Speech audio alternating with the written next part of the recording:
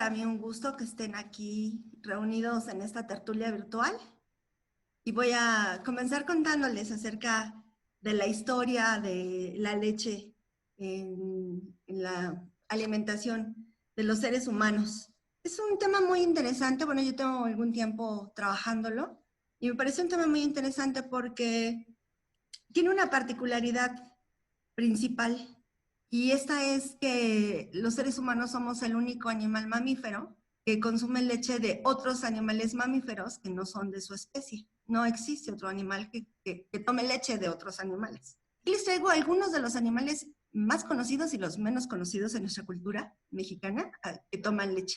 Y aquí tenemos, por ejemplo, primero la vaca, luego la burra, la cabra, aunque ya no se usa tanto, en el siglo XIX se consumía más la leche de cabra.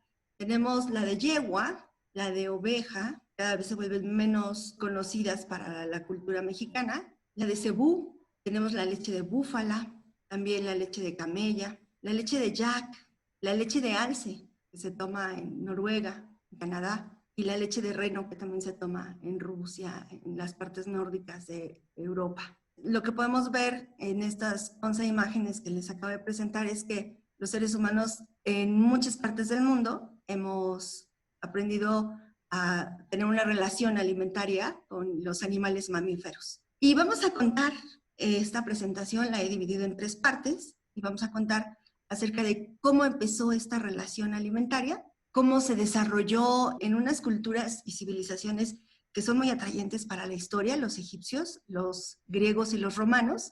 Después pasaremos muy brevemente a la Edad Media y al siglo XIX y vamos a comentar al final cómo llegó la leche a la cultura mexicana y cómo se fue mestizando en nuestra alimentación, se fue adaptando y se fue incluyendo. Entonces voy a comenzar primero presentándoles cómo fue que nosotros los seres humanos nos acercamos a consumir leche. Lo primero que vamos a comentar es cómo se originó esta relación alimentaria con los mamíferos, y esta es una historia muy antigua que comenzó hace 10.000 años en África, en el periodo del Neolítico. Es en la región donde actualmente se encuentra el Sahara, el desierto, y que antes hubo una estepa, era verde, y había mucha agua. Y en esta zona vivieron los clanes, los primeros tribus de los seres humanos que salieron de las cavernas y que empezaron a convivir con los animales y cuya relación alimentaria era muy difícil porque tenían que cazar y la cacería implica mucho riesgo para los congregantes en un grupo humano porque los cazadores pueden morir. Además, los animales con los que se convivía eran salvajes, eran muy grandes, eran animales que eran de tamaños mucho más grandes de los que ahora conocemos, y con estos animales había que enfrentarse, y eso implicaba un riesgo. También sucedía que en el Neolítico, en el Sahara, estos grupos humanos tenían otro problema porque podían recolectar alimentos, pero también la recolección implicaba salir largas distancias, caminar muchísimo tiempo para ver si de casualidad encontraban algún cereal silvestre o algún tipo de hierba que se pudieran comer. Es sorprendente que los seres humanos hayan observado su entorno, se hayan dado cuenta que existían un cierto tipo de animales con los que podían convivir, que parecía que no podían ser tan peligrosos, y entonces se empezaron a domesticar. Casi en una misma franja de periodo se domesticaron, les quiero comentar. En Turquía, por ejemplo, la cabra y la oveja, hace 8.500 años antes de Cristo. En la India, el Bos taurus indicus, que es esta vaca que tienen los hindús, se domesticó hace 7.000 años antes de Cristo. En la meseta de Tíbet, el yak, hace 4.500 años. En la República Islámica se domesticó el búfalo de agua hace 4.000 años. En las estepas de Euroasia, el caballo, como vimos, puede ordeñar la yegua, hace 6.500 años. En África nororiental se domesticó el asno hace 6.000 años. En Asia Central, el camello hace 4.500 años.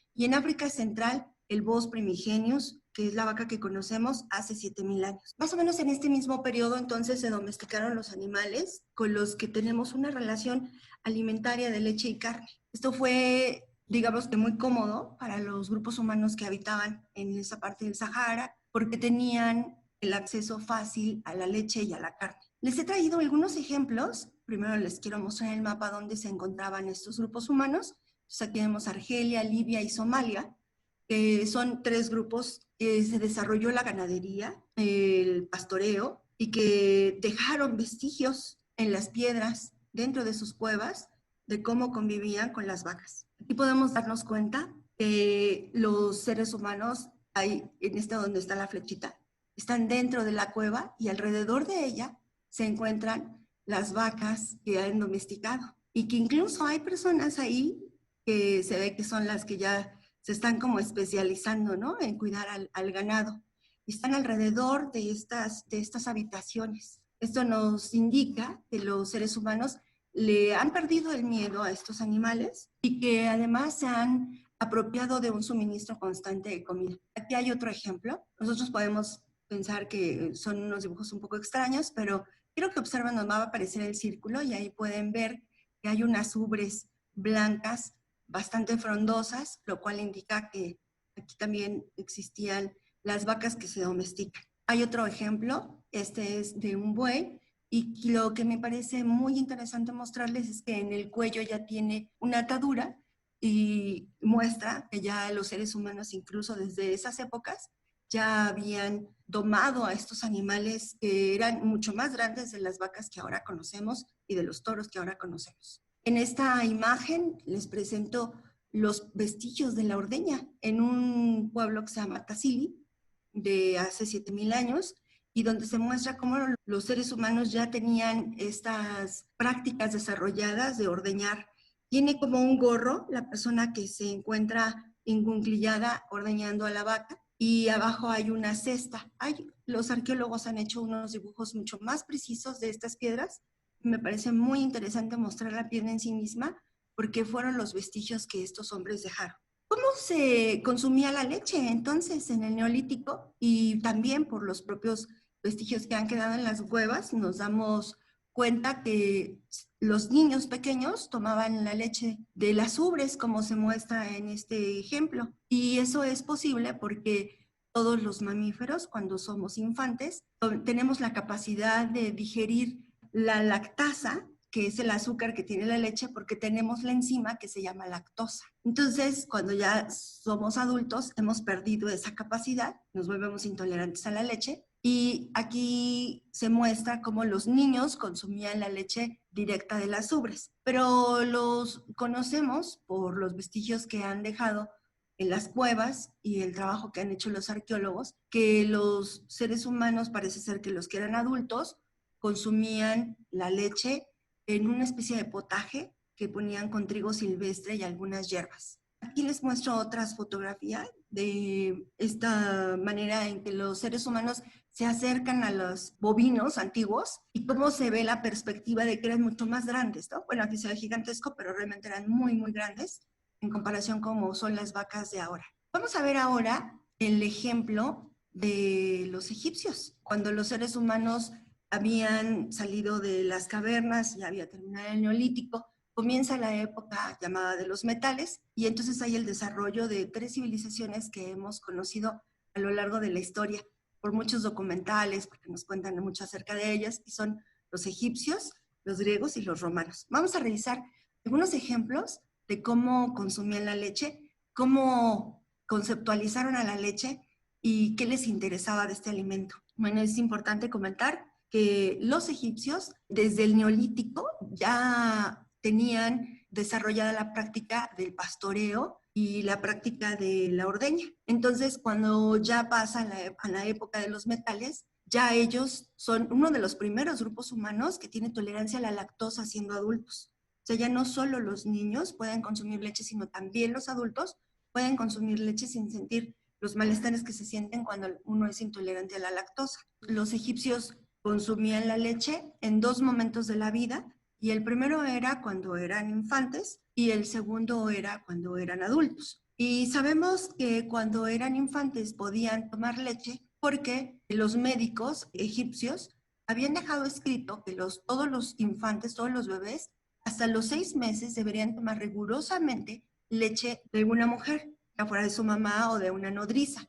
Y si no conseguían a los 6 meses continuar tomando leche de una mujer, entonces se autorizaba que tomaran leche de las vacas y se escogían a los mejores animales para que se ordeñaran. En este caso podemos ver en la figura que está a la derecha como el niño está debajo de la vaca nuevamente, como lo vemos en las pinturas rupestres, donde está mamando de la misma ubre.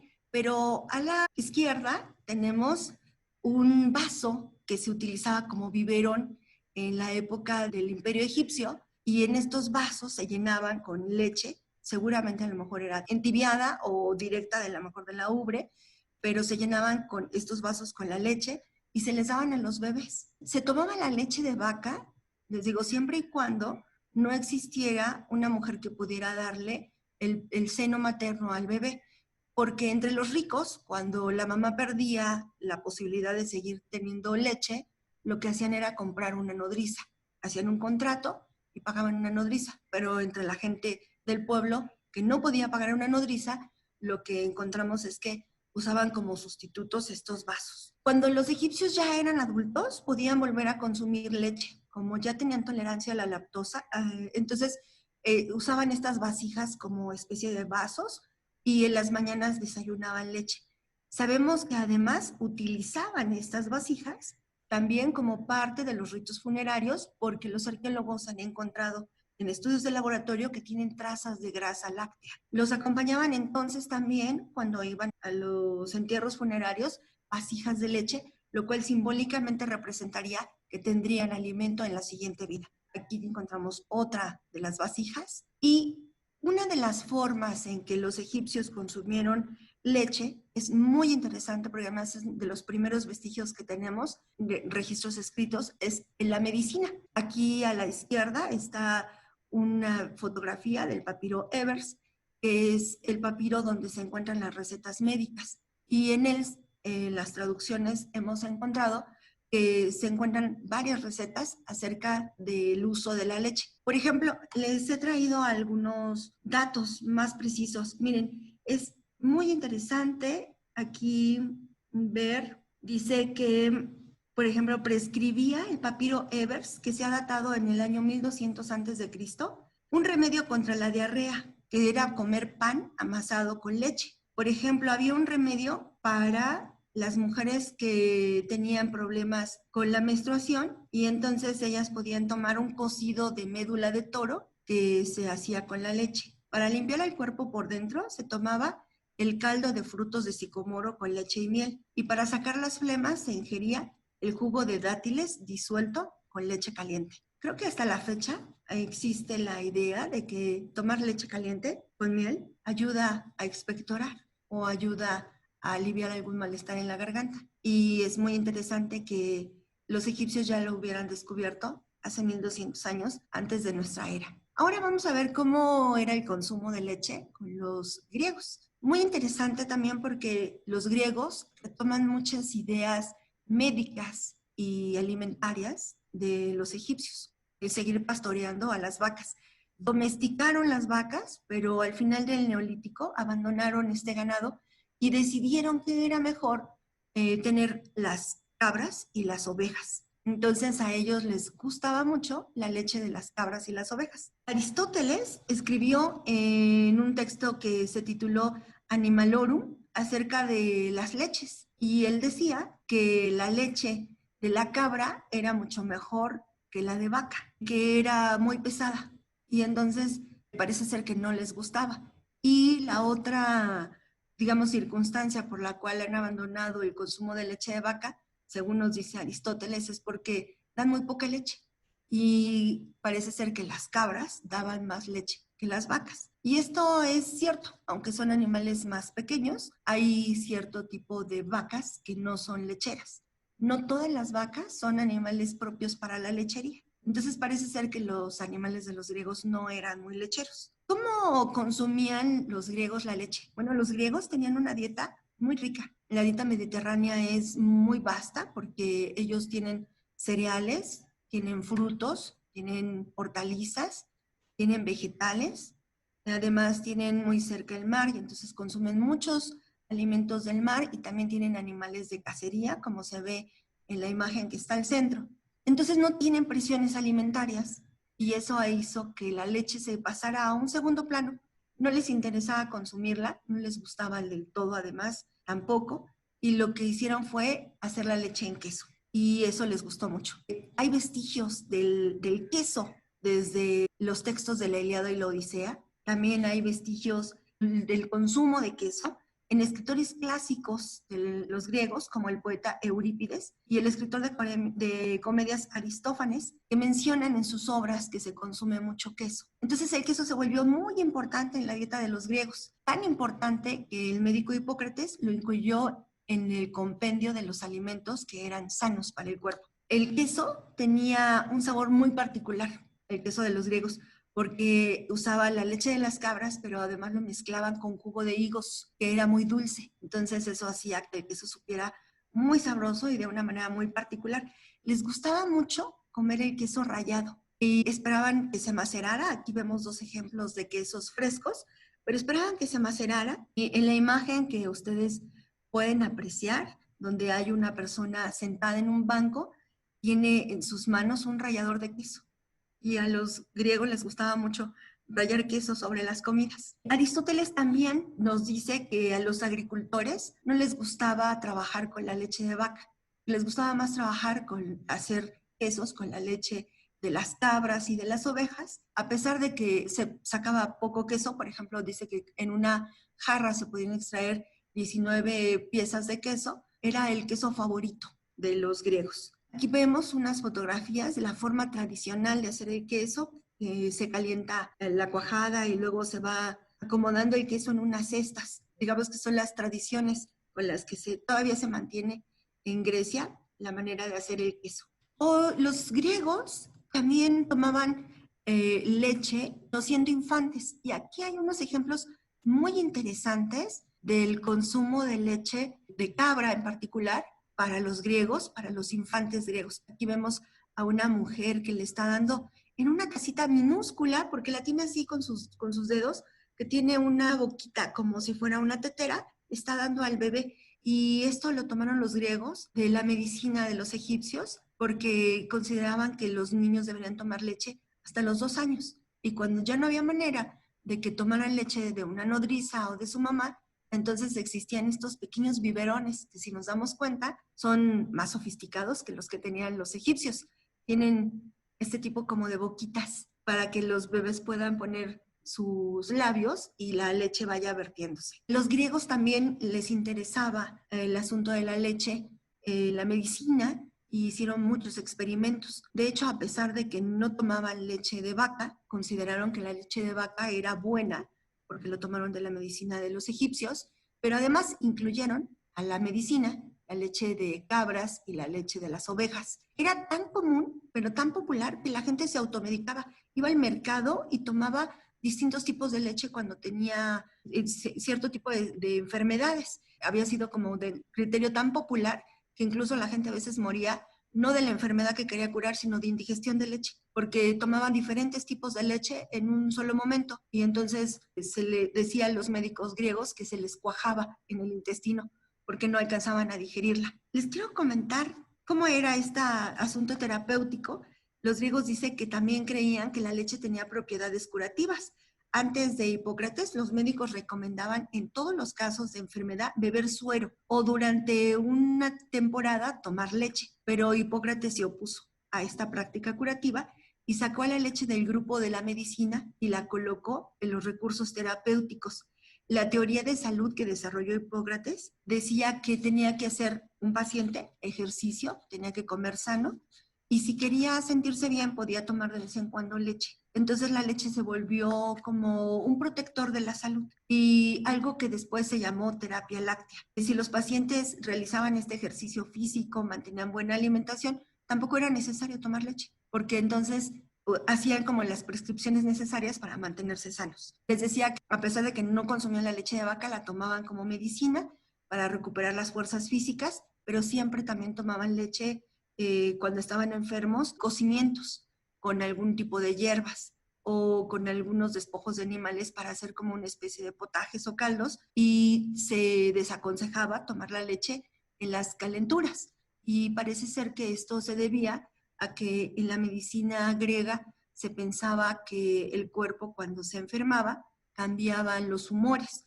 estaba compuesto de humores, y cuando había temperatura el cuerpo estaba muy caliente por dentro y la leche era un alimento caliente. Entonces no era conveniente tomar leche al mismo tiempo que se estaba enfermo de temperatura. Y ahora vamos a ver el caso de los romanos. También muy interesante porque los romanos también admiraban mucho a los griegos y también a su vez admiraban a los egipcios, y entonces retomaron algunas cosas de la cultura médica acerca de la leche. Bueno, para empezar hay que decir que los romanos también tenían un amplio repertorio de alimentos, también una dieta mediterránea llena de pescados, de carnes, de cacería, de frutos, de hortalizas, pero como eran un imperio muy grande y tenían muchos soldados que pagaban para que cuidaran al imperio, tenían mucha presión alimentaria. Entonces ellos sí decidieron mantener el ganado vacuno y además tener el ganado de ovejas y el ganado de cabras. Y con esto compensaban, porque siempre tenían suministros de leche y suministros de carne. En la cocina romana es muy interesante porque encontramos que la leche ya comenzó a integrarse a platillos salados y a platillos dulces, pero en particular la leche servía para lavar las carnes, como creo que hasta la fecha todavía hay recetas que piden lavar los bisteces o macerarlos con leche. Esto es una idea desde los tiempos del Imperio Romano, donde la carne venía a macerar con la leche.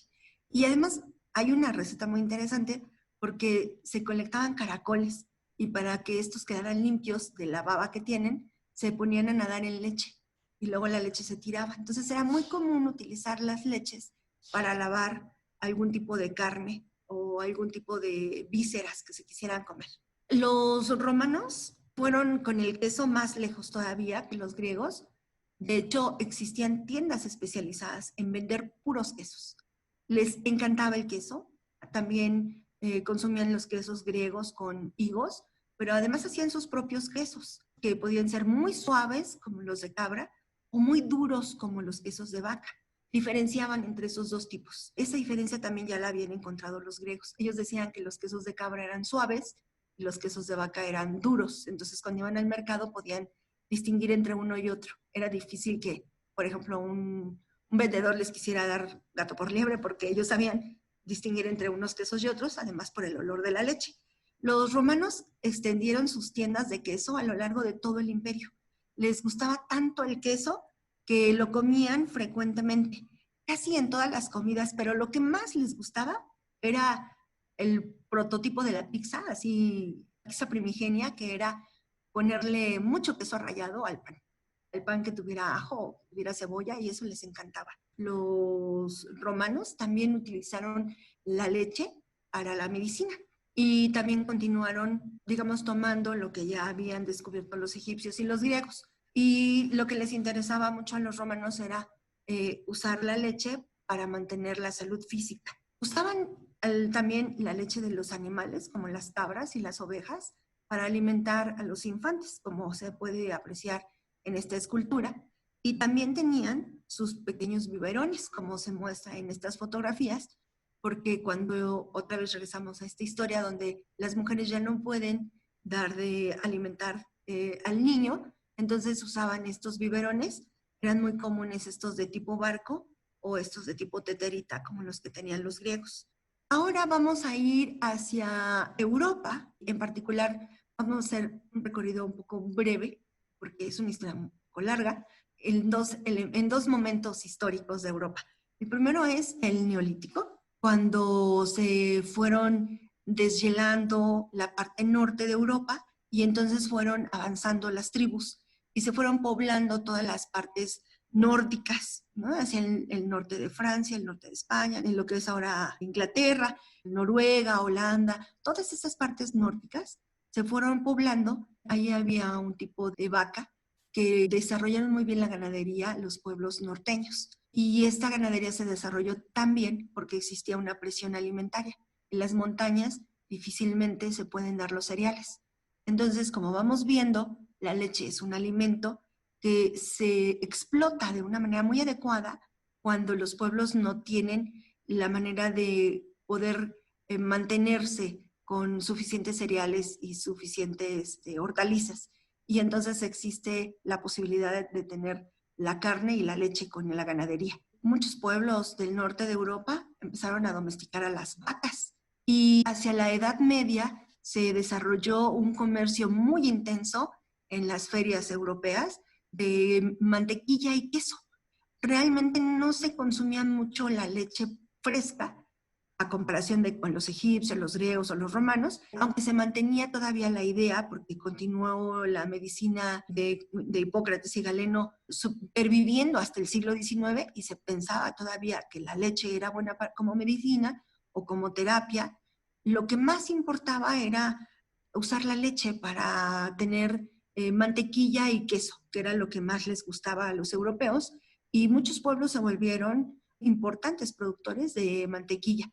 Aquí se ve la forma tradicional en que hay un tambo de madera y se va paleando la leche, que es muy grasosa, a la cual se le va agregando sal. Ahí en la foto que ustedes pueden apreciar a la izquierda, se nota como la persona tiene en sus manos una vasija de madera y está como cayendo algo, y es que esto se llama lavar la mantequilla para hacer los bloques, y del lado derecho hay una persona que está paleando la leche.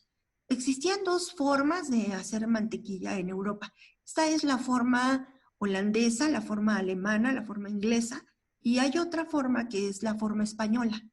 En la forma española se mete la leche a un cuero de cabra y se sacude el cuero durante un gran rato hasta que se va haciendo la grasa de la leche, una bolita, y a eso se le llamaba pellas, las pellas de mantequilla. Aquí tenemos otra imagen de un taller donde tenemos ahí a la izquierda una mantequillera, así se llama el aparato para palearla, y la persona que está sentada lavando la mantequilla. Tenemos muchas imágenes de las mantequilleras perseguidas, las mujeres que hacen mantequilla perseguidas por Satanás en la Edad Media. Los autores europeos no saben muy bien a qué se debe, pero aquí podemos ver algunas imágenes donde los demonios persiguen a las mujeres que hacen mantequilla. En esta imagen es muy interesante porque se ve clarísimo el proceso por el cual se está haciendo el queso.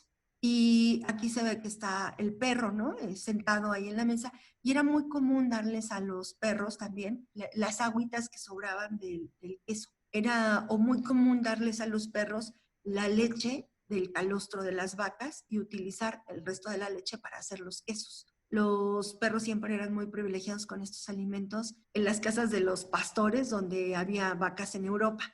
Yo quiero mostrarles que en la mesa se aprecia este cuenco con hoyitos y ese es el colador.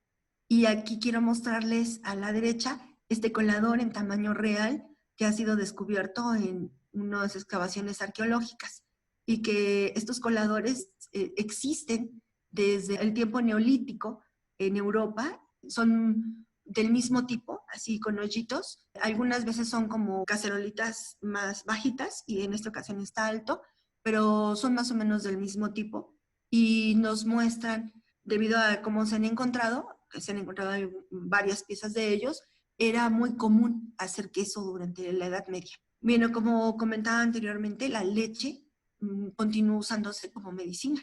Era importante para la Edad Media usar la leche de la manera en que la habían empleado los griegos y los romanos, porque se pensaba que había surtido un buen efecto en la salud. Entonces se mantuvo la terapia láctea. Era muy común que si una persona enfermaba de una enfermedad persistente, que no se iba a la enfermedad, o grave, que no podía levantarse de la cama, se suspendían todos los alimentos y únicamente se mantenía a tomar leche cocida a traguitos. Y esa terapia podía durar hasta medio año. Y al cabo de un tiempo la persona parecía ser que sanaba la mayoría de las veces. Llegamos hacia el siglo XVIII y es muy interesante la relación que los seres humanos hemos establecido con la leche, porque para entonces ya forma parte de la dieta de los grupos humanos en Europa. Está muy interiorizada a cocer alimentos que tengan que ver con cereal, como el trigo, con el mijo. Y en este caso vemos en el cuadro llamado La Lechera, que la mujer está preparando algo que se va a llamar pudding, que es un alimento que ya hacían los romanos de la época clásica, y que es remojar el pan con leche y luego ponerlo a cocer a dos fuegos, un fuego abajo y luego ponerle carbones encendidos encima para que quedara completamente cocido. Era muy común utilizar la leche para hacer panes y la leche para hacer mantequilla. Y entonces en el siglo XVIII se volvió muy tradicional que se tomara pan con mantequilla, aunque no se tomaba leche todavía consumida así en vasos, ¿no? Y en las mañanas como desayuno o en las noches como cena.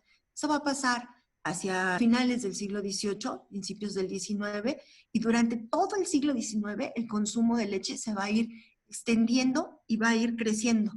Aquí podemos ver un cuadro que representa a una lechera en las calles de Inglaterra, ya en el siglo XIX. Era muy común que en Inglaterra, en Holanda, en Alemania, en Francia, en el norte de España, mujeres llevaran los botes de leche y fueran gritando por las calles, leche, leche fresca, y las personas transeúntes o las personas salían de sus casas y compraran un vaso de leche. En este caso se ve como la mujer les da una pequeña cubetita para que los niños tomen la leche. Voy a mostrarles otras imágenes donde se muestra ya en el siglo XIX el consumo constante de la leche. Y esto tiene que ver porque hubo muchos con avances científicos y se descubrió que el cuerpo humano requería de alimentos muy particulares para que se pudiera mantener saludable. Y estos eran grasas y proteínas. Y al mismo tiempo que se descubría que el cuerpo humano necesitaba estos alimentos, también se descubrió qué alimentos contenían grasa y proteína. Y entre ellos estaba la carne y la leche. Entonces la carne y la leche subieron a la dieta y se volvieron alimentos importantes. Recuerden que entonces en la Edad Media no eran importantes y ya hacia el siglo XIX, gracias a los avances científicos y al desarrollo de la nutriología, entonces se interesan porque la leche se incluya en la dieta. Y además la gente, como pasaba con los griegos que se automedicaban, la gente consideraba que era bueno ir a tomar leche. Aquí vemos fragmento de una obra mucho más larga, que es el Parque de San Jaime en Inglaterra, donde llevan las mujeres a las vacas al parque y están comiendo las vacas mientras las están ordeñando y las mujeres están tomando sus vasos, sus copitas de leche. Les voy a mostrar otra, que esta pasa en Francia.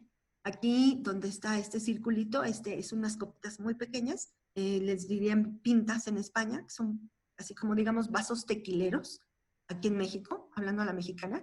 De ese tamaño eran las porciones de leche que se tomaban. Se pueden tomar más grandes, porque voy a regresar a la imagen anterior. Ustedes verán que aquí la mujer que está sentada tiene una taza y las que están paradas, hay una que tiene un vaso y otra tiene otro como tipo de vaso o copa. Había muchos, digamos que muchos tamaños de acuerdo a lo que tú quisieras tomar. No había una medida precisa. Uno iba a la calle a comprar la leche, ya fuera como en el parque o en la calle o fuera del establo, y pedía lo que quisiera tomar de leche. Entonces, en este caso, aquí esta es una imagen de Francia, donde las personas están tomando unas copitas de leche. Podemos ver en la imagen, si nos detenemos a revisarla un poquito más, nos damos cuenta que hacia la cabeza de la vaca hay un hombre que está encima del animal, agarrándolo entre el cuello y los cuernos, mientras una niña parece que grita, ¿no? Con sus manos, alto, detente, ¿no? Y hay unas personas atrás viendo la escena. Se volvió muy común a lo largo de finales del siglo XVIII y todo el siglo XIX que las calles, fuera de las casas, quien tuviera una vaca vendiera leche, pero las vacas son animales muy asustadizos y entonces constantemente pasaban accidentes, las vacas cornaban a la gente, las vacas hacían un revuelo en las calles, tiraban personas, porque se espantaban por los perros, que los perros les ladraran, se espantaban si la gente hacía ruidos bruscos, entonces era un problema que también les voy a relatar cuando lleguemos al caso de México. pero este es muy bien representado en Francia. Llegamos a la tercera sección de esta charla y aquí lo que podemos ver, ya llegamos a la parte de México y vamos a conocer cómo se consume la leche en nuestro país, cómo llegó este producto a nuestro país, este producto alimentario. ¿Y cuál ha sido nuestra relación con este alimento? Bueno, tendremos que decir que las vacas las trajeron, el ganado lo trajeron los españoles. Aquí, como se muestra en este códice, están los españoles arreando a estos vaquitas que tienen sus cuernos. También hay que comentar que durante toda esta época, las vacas nunca se les cerran los cuernos, por eso también eran muy peligrosas cuando se ponían a ordeñarlas o cuando estaban libres por las calles con la gente, porque tenían sus cuernos naturales. Bien, entonces los españoles trajeron el ganado y primero llegaron los caballos y los cerdos. Los caballos, animales para la guerra, y los cerdos para la alimentación, porque se alimentan fácilmente los cerdos. Es una carne que se cocina fácilmente y además con un cerdo se alimentan muchos soldados.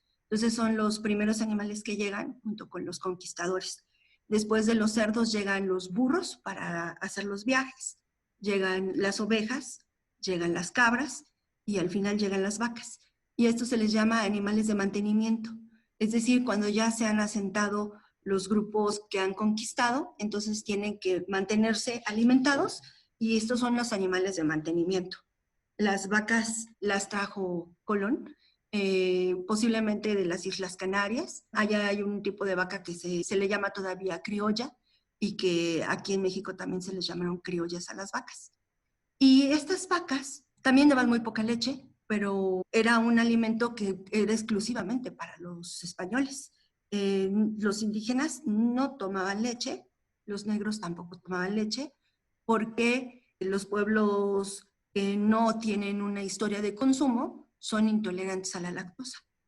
A menos que sean, como ya habíamos comentado, infantes que pueden tolerar la lactosa. Pero incluso los niños mexicanos era súper peligroso darles leche de vaca, leche de cabra o leche de oveja o cualquier tipo de leche porque regularmente morían. Se sabía que los niños no deberían tomar este tipo de leches. No era como los niños europeos que les daban sus biberoncitos y tomaban este tipo de leches. Los niños americanos morían cuando les daban leche de vaca o leche de oveja. Lo que sabemos es que durante la época colonial, los españoles eran los que tomaban la leche y que la tomaban también como un alimento de mantenimiento para la salud. Desde 1535 el ayuntamiento da permiso para que un pequeño grupo de españoles no llevaban a las vacas, pero llevaban los tambos de leche y ahí la vendían. Se vendía la leche por vasos, que se llamaban azumbres, y eran unos vasos grandotes, como tipo para vinos, más o menos tenían 1 litro de medida, y era la venta que se permitía. Al mismo tiempo que se vendía la leche, se vendían las pellas de mantequilla, y se vendía los tipos de queso, que eran 2, el fresco y el añejo. Es importante comentar que la leche, como solo la toman los españoles, pues entonces la venta era muy poquita y la producción también era muy escasa. A lo largo de la época colonial, los españoles y los criollos fueron mezclando la leche con algunos alimentos. Por ejemplo, ellos inventaron el chocolate con leche, que les encantaba, les súper fascinaba, porque además la leche de vaca en particular es muy azucarada y el chocolate era un poco amargo, entonces hacían una mezcla deliciosa. Y también a finales del siglo XVIII, no precisamente en los conventos, sino normalmente en las casas donde había mestizos y criollos, las mujeres empezaron a preparar una bebida que se llama ponche de huevo, que ahora lo conocemos como rompope, que era cocinar la leche de las vacas con yemas de huevo y ponerle un poco de alcohol de calla. Y ese ponche era muy saludable para cuando hacía épocas de frío. Sobre todo lo tomaban en invierno. Otra forma en la que se consumía la leche era digamos, en los postres, así en los panes, y no eran grandes cantidades. Llama mucho la atención porque a comparación de lo que en Europa ya se empiezan a usar tazas para preparar panes o preparar budines, acá se utilizan rocíos de leche, así dicen las recetas. Póngale un rocío de leche. O sea, pues lo que alcanzaran a tomar tus dedos, así, un rocío de leche. Y así se medía la leche. Se compraban también por tazas calderas, es decir, tazas para el caldo, y eran realmente dotaciones muy pequeñas las que se tomaban durante la época colonial. Los niños no se recomendaba que tomaran leche, como les comentaba. De hecho, se alentaba que los niños tomaran leche materna o que consiguieran una nodriza. Siempre se alentaba que se consiguiera una nodriza. Se llama alimentación artificial en todas partes del mundo, se le dice así, a la leche de vaca o de oveja o de cabra, de cualquier animal, que se le dé a los niños. Y se sabía que la alimentación artificial era literalmente un sello de muerte para los niños americanos. Así que se desalentaba su uso y no existían los biberones, ¿no?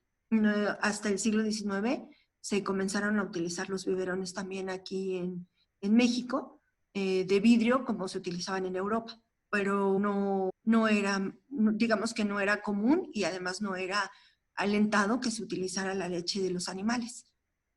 Hacia finales del siglo XVIII, cuando en la época de las reformas borbónicas, el conde de Revillagigedo hizo muchos ordenamientos en la Ciudad de México y uno de ellos fue ordenar la manera en que se vendía la leche. Siempre se quejaban que la leche estaba echada a perder cuando la compraban o que la leche estaba muy aguada porque la vendían adulterada.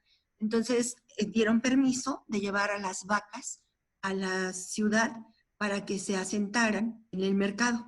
Y se volvió muy común que entonces llevaran alrededor de las 5 de la mañana hasta las 7, que entraran las vacas por las garitas de la ciudad y que se pusieran en las plazuelas, en las calles, pero después sucedió que durante el periodo colonial fue creciendo la población criolla, la población mestiza, y entonces ellos eran tolerantes a la leche, a la lactosa de la leche de vaca, y a pesar de que la población española no era muy pequeña, pero se mantenía estable, la población de criollos creció, la población de mestizos creció y creció el consumo de leche. De manera muy particular, a los criollos y a los mestizos les gustaba la leche. Y era tal la cantidad que llegó a haber hasta 3,000 vacas en la Ciudad de México, entrando todas las mañanas, contabilizadas por el ayuntamiento para dotar de leche a toda la ciudad porque les encantaba la leche. Entonces se volvieron un problema porque además ya había vacas, no solo en las plazuelas, en las plazas, había en los parques, había en los bajopuentes, había en las calles, en los callejones, había en las cocheras, había en las casas, o sea, por todos lados había vacas. De tal manera que incluso les llamaron una plaga. Hubo gente que estaba tan molesta con el ayuntamiento que decían que la hermosa ciudad de los palacios se había convertido en un grandísimo establo, porque eran una gran cantidad de vacas las que había en la ciudad. Y así permanecieron hasta 1903, donde se prohibió que las vacas estuvieran en la ciudad. Aquí les muestro un mapa del siglo XVIII, donde esos puntitos en blanco se muestran dónde empezaron a haber ordeñas. Después se multiplicaron de tal manera que tuvieron que sacarlas de la ciudad las ordeñas, porque había tantas que ya era un problema. Esta imagen es de la plazuela de Tepito, ya hacia 1901, quizá 1910. Se ve al fondo, a la izquierda, unas vacas que están paradas como cerca de unas puertas. Y la plazuela de Tepito fue una de las últimas plazuelas donde todavía había vacas, porque estaba hacia las afueras de la ciudad. También había muchas vacas hacia la plazuela de Jamaica y había muchísimas vacas hacia San Lázaro, a los alrededores de la ciudad. Las haciendas se volvieron grandes productoras de leche. Muchas de las que ahora conocemos como colonias eran haciendas lecheras, por ejemplo, La Patera, Clavería. En el sur estaban las haciendas de Cuapa, que eran grandísimas haciendas donde se producía leche. También había muchos ranchos, el rancho Amores, ahí en Miscuac, había el rancho San Rafael, hacia Popotla, había también muchos establos que estaban ubicados por donde ahora está la colonia Doctores y donde está ahora el Metro Michuca, que eran digamos, los lugares hacia afuera de la ciudad donde se establecieron las vacas y se establecieron los establos porque los sacaron de la ciudad en 1903 porque se consideraba que las vacas eran una industria contaminante por los olores y por los excrementos. Aquí en esta imagen que les muestro es justo cómo se veía la ciudad. Es una maravilla porque hay muy pocas fotos a comparación de lo que tenemos de vestigios de la venta de leche en Europa, en Alemania, en Francia, en Holanda, en muchos lugares lecheros. En México tenemos muy pocas imágenes y esta imagen es maravillosa que la tengamos porque se ve clarísimo cómo se debió haber desarrollado la venta de la leche y aquí podemos ver que hay una fuente donde los aguadores van a tomar agua, la gente va a llevar sus cubetas para tomar agua y están las vacas. Y aquí hay varias vaquerías, ¿no? Aquí hay más de 20 vacas, lo cual significa que había como unos 4 o 5 propietarios diferentes que habían llevado sus vacas a la ordeña. Y la gente venía con sus ollas, sus vasos, sus tazas calderas y compraba sus cantidades de leche que deseaba tomar en la mañana. También era común que había gente que era pobre que compraba 1 litro de leche, la llevaba en una jarra o en una olla y se fuera por las calles caminando vendiendo vasos de leche a los transeúntes. Se pensaba que tomar leche en las mañanas era saludable por esta concepción de que la leche estaba dentro de las medicinas.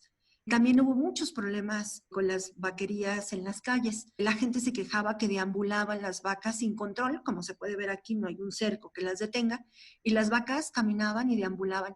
Entonces era un problemón porque en la misa de 7 la gente iba a misa muy temerosa de que las vacas las cornaran, ¿no? Siempre cerca de un lugar donde se concurre la gente había una vaquería porque era muy común pasar y comprar la leche para el desayuno. Entonces, cerca de las escuelas, incluso de los hospitales, cerca de las iglesias, incluso cerca de las oficinas de la Ciudad de México, había una pequeña ordeña donde la gente podía comprar sus vasos de leche. Entonces era un problema para la gente también caminar por la ciudad porque les daba mucho miedo que las vacas las cornaran. Aquí nos acercamos ya al siglo XIX y va a suceder también como en Europa, a lo largo del siglo XIX la leche va a subir a la dieta y se va a volver un alimento importante. Va a terminar siendo parte de la pirámide de los alimentos del siglo XX ya hacia 1950, pero aquí en 1850 la leche comienza a escalar hacia el primer plano que no tenía en la época colonial. Y lo que vemos aquí en estos mensajes son los, digamos, órdenes del día, de la comida en los cafés, que eran los lugares de moda en la época. Y aquí, por ejemplo, vemos hacia la izquierda, en la fonda Nueva San Juan, donde está marcado en amarillo, dice que sirven pulque o café para el almuerzo. Entonces, vamos viendo que en 1855 alterna el pulque o el café con leche. Y es esta idea de que la leche puede estar en la mesa. Durante un tiempo pensaban algunos historiadores que seguramente a lo mejor era la leche, se había intentado meter a la dieta para desbancar al pulque, pero no. El pulque también se consideraba un alimento nutritivo y nunca peleó con la leche, más bien ambos aparecen en la mesa. Luego hacia el centro, en 1860, aquí vemos otra orden del día de lo que se puede comer en este café y está marcado con amarillo que se sirven desayunos de la mejor clase, digamos, y que además se sirve leche pura. Es muy importante comentar que durante el siglo XIX en todas partes del mundo la leche se contaminaba, se adulteraba, decían, con agua, que era lo más leve, pero se llegó también a decir que la leche se adulteraba con sesos de perro. Nunca se comprobó, incluso grandes investigadores de ciencia buscaron en México, en el laboratorio, y nunca encontraron que de verdaderamente la leche se adulterara con sesos de perro o de ningún animal, pero se pensaba, o las malas lenguas corrían el rumor de que se adulteraba con sesos de perro. Entonces, poner que se vende leche pura es muy importante porque significa que no está adulterada. Y acá, hacia 1869, en el Café Cantante, podemos ver que entre acto y acto los comensales podían tomar café con leche o podían tomar chocolate o un helado o una gelatina o una copa de vino. Entonces vemos que ya el café con leche y la leche se van a volver importantes en la mesa. Voy a cerrar esta charla diciéndoles que a lo largo, desde la época colonial hasta el siglo XIX, nuestra relación alimentaria con la leche ha sido del mestizaje. como fue con muchos otros alimentos. La primera vez que se mestizó la leche, que era europea, lo hizo con el chocolate, que era prehispánico. Luego nos trajeron los franceses el café con leche y lo adoptamos como un alimento propio. Y después, hacia 1845-1850, la clase media y las élites mezclaron el atole de maíz con leche y crearon el atole de leche. Y era un alimento que les encantaba. No había fiesta donde no se sirviera en las mañanas atole de leche y tamalitos hernidos. Era súper común y les gustaba muchísimo a los mexicanos. Entonces, hemos visto a lo largo de esta tertulia esta forma que nos hemos relacionado con el ganado bovino y con la leche. Cómo la adoptaron en el Neolítico como una gran necesidad para no perder la vida, para conseguir alimento. Luego las civilizaciones la van mezclando con las ideas de salud, así permanece hasta la Edad Media, así llega a la Nueva España hasta el siglo XIX, como la idea de que la leche era un alimento sano, y luego la ciencia la coloca en un lugar importante dentro de la alimentación y va mestizándose en el camino. También en Francia tomaban café con leche cuando el vino se volvió caro. En España se adoptó el chocolate con leche y les encantaba. Y en México nos sigue gustando hasta el día de hoy un atolito con leche. Muchísimas gracias por haber estado presente en esta tertulia. Esperamos que les haya gustado el tema. Y finalmente, además de decirles gracias, los invito a visitar mi blog, que se llama La Historia de la Leche. Muchísimas gracias.